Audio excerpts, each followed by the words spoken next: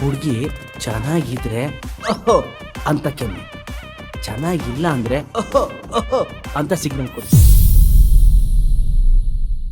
ಜ್ಯೂಸಲ್ಲಿ ವಿಷ ಹಾಕೊಡೋ ಅಂತ ಚಿಲ್ಡ್ರೆ ಕೆಲಸ ಮಾಡೋ ಹಂತಕ್ ನಿಂತಿದ್ದೀನಿ ಅಂದ್ರೆ ಅದಕ್ ಕಾರಣನೇ ನಿಮ್ ಮಗ.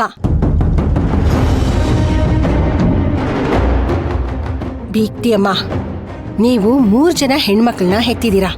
ನನ್ ಸಂಕಟ ಏನು ಅಂತ ನಿಮ್ಗೆ ಅರ್ಥ ಆಗತ್ತೆ ಅಂತ ನಾನು ಅನ್ಕೊಂಡಿದ್ದೀನಿ. ಶಾಲಿನಿನ ನಾನು ತುಂಬಾ ಪ್ರೀತಿಯಿಂದ ಸಾಕಿದ್ದೀನಿ.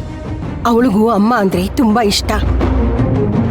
ಆದ್ರೆ ಯಾವಾಗ ನಿಮ್ ಮಗ ನನ್ ಮಗಳ ಜೊತೆ ಸ್ನೇಹ ಬೆಳೆಸದ್ನೋ ಆಗ್ಲಿಂದನೂ ಇವಳನ್ನ ಕೆಟ್ಟೋಳ್ ತರ ನೋಡ್ತಿದ್ದಾಳೆ.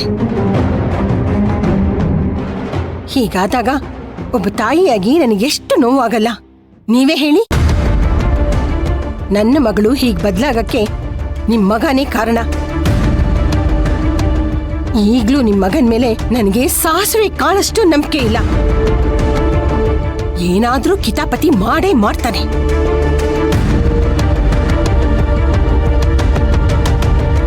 ಬೀಗ್ತಿಯಮ್ಮ, ಹಾಗೆಲ್ಲ ಏನು ಮಾಡಲ್ಲ ನನ್ ಮಗ. ಯಾಕೆಂದ್ರೆ ನನ್ ಮಗನ್ ಬಗ್ಗೆ ನನಗ್ ಚೆನ್ನಾಗ್ ಗೊತ್ತು. ಅವನು ನಾನ್ ಸಾಕ್ ಬೆಳೆಸಿರೋ ಮಗ.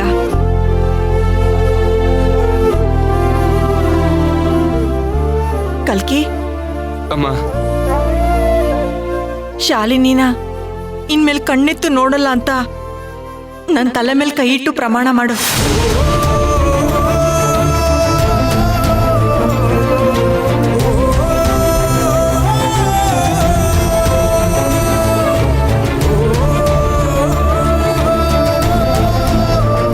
ಏನೋ ಯೋಚನೆ ಮಾಡ್ತಾ ಇದೀಯಾ? ತಲೆ ಮೇಲೆ ಕೈ ಇಟ್ಟು ಪ್ರಮಾಣ ಮಾಡಿ ಹೇಳೋ.